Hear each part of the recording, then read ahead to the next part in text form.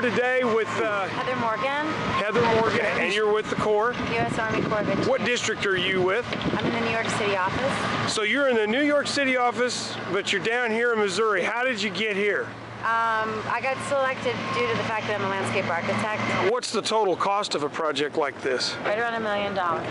Coming here using my skill sets to be able to actually use it in order to help people that have lost a lot versus a project workload at home that's just as important as far as getting things done, but when it comes to something like this, it has a whole other set of principles and priorities. So what's been nice about working with this team is that we've got a large site. We are not dealing with just a modular unit or something like that. We have a full site that has all these existing conditions, right? And then what your firms had to do is come up with deliverables that normally take months on end to create, to get earth moving and get everything correct as far as cost estimating. And so what's been interesting is we're taking a large scale site and doing design build at a large scale.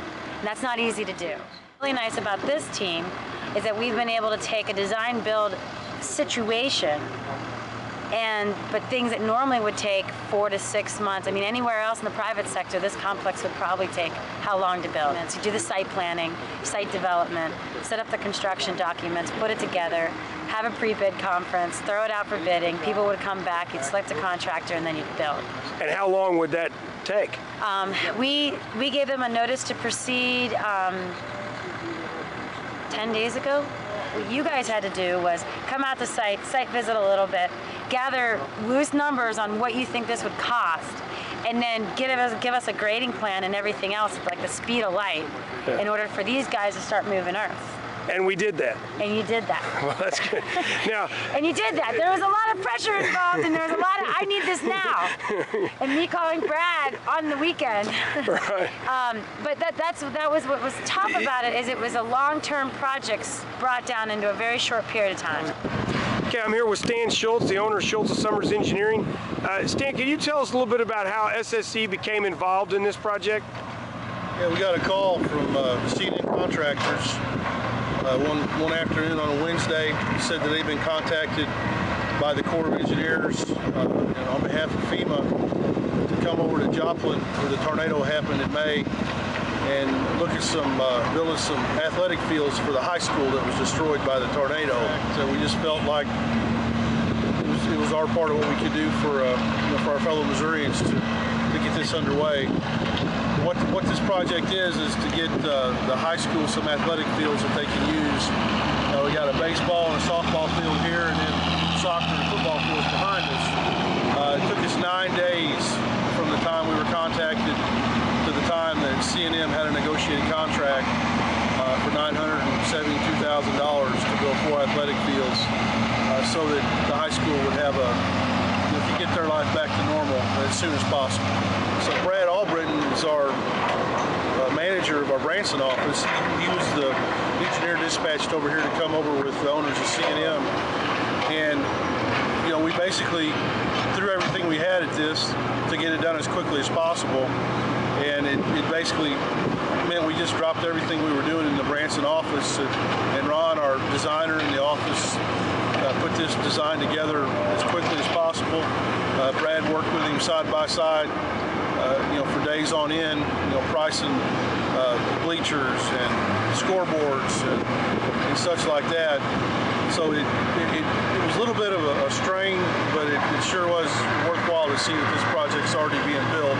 We're less than 3 weeks after we got the call, and already got a good portion of this dirt is already moved. Schultz and Summers Engineering has developed quite a reputation in New Orleans with the Corps because of their dependable service, kind of do whatever needs to be done. Is that the type of attitude you brought to this job up here in Joplin for FEMA and for the Corps? Well, that's our attitude of our company. The whole company has that attitude, that no matter which one of our offices that we're working in. So yeah, that's definitely the attitude that we brought here, but I feel that that's why our employees are special, and customers like to deal with us, because we're going to be successful at all costs. Okay, I'm here with Melinda Vaughn, the president of C&M Contractors. And Melinda, how did C&M become involved in this project? The Corps actually contacted us directly. They had done a CCR search and discovered that excavation is one of our strong suits, and that we had worked a lot in the private industry with high-profile jobs and fast-paced jobs. Okay, so you got the call, and what was your next steps? What did you do then? The next step was we had to gather up our team. Once they told us the type of project it was, we gathered up our engineering firm, which was Schultz and Summers. We teamed up with another contractor from this region, which was Ridge Hill Contractors. Okay, Melinda, can you tell us what we're looking at right here? Okay, well, you're looking at the softball field. Then it's going to be a baseball field. And then as you go over toward the concession area, you're going to have the soccer field. And then there's a football field, which is not a regulation football field. It is going to be a football field that the band practices on. And we're taking material from the softball area, the baseball area, to fill in on the soccer and the football field. And we're having to be careful with the drainage. And there's also an environmental issue back here behind us. Is that, what kind of environmental issue is that? There is a creek back there and also some wetlands we can't disturb.